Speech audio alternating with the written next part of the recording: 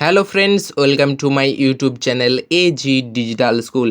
তো AG digital স্কুলে তোমাদের প্রত্যেককে স্বাগত জানাই বন্ধুরা। তো যে সমস্ত বন্ধুরা নবম শ্রেণীতে পড়ছো, তোমাদের বাংলা বইয়ের নোংর কবিতার সম্পূর্ণ শর্ট টাইপ সাইজে নিয়ে চলে এসেছি। তো দেখে নেওয়া যাক প্রশ্নগুলো কি কি।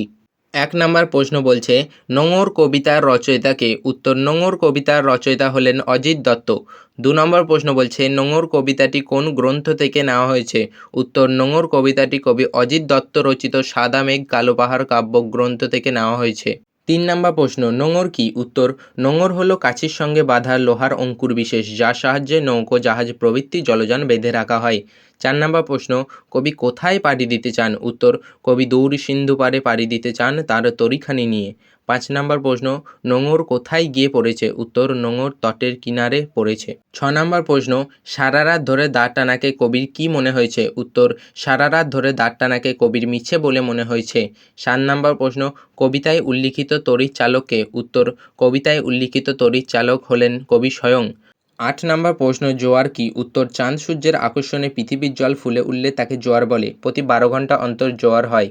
৯ নম্বর প্রশ্ন, জোয়ারের ঢেউগুলি কোথায় যায়? উত্তর, জোয়ারের ঢেউগুলি কবির তড়িতে মাথা ঠুকে সমুদ্রের দিকে ছোটে। ১০ নম্বর প্রশ্ন, কবির তড়িটি কেমন তড়ি? উত্তর, কবির তড়িটি পণ্যবাহী তড়ি বা বাণিজ্য তড়ি। ১১ নম্বর প্রশ্ন, বাণিজ্য তড়ি কি? উত্তর, ব্যবসা বা বাণিজ্য করা পণ্যদ্রব্য বা পসরাবাহী নৌকাই বাণিজ্য তড়ি বলে পরিচিত।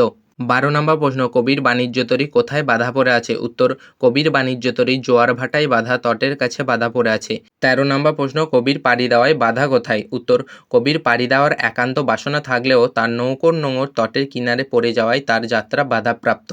১৪ নম্বর প্রশ্ন, নোঙরের কাছি কি? উত্তর, নোঙর বাঁধার মোটা দড়িকে নোঙরের কাছি বলে। ১৫ নম্বর প্রশ্ন, চিরকাল কবির নৌকা কিসে বাঁধা থাকে? উত্তর, চিরকাল নৌকা নোঙরের কাছিতে বাঁধা থাকে। ১৬ নম্বর প্রশ্ন, সাগর গর্জনে কারা কেঁপে ওঠে? উত্তর, নিস্তব্ধ মুহূর্তগুলি সাগর গর্জনে কেঁপে ওঠে। ১৭ নম্বর প্রশ্ন, প্রতিবাদ দ্বারের নিক্ষেপে কবি কি শোনেন? উত্তর, প্রতিবাদ দ্বারের নিক্ষেপে কবি স্রোতের বিদ্রূপ শোনেন।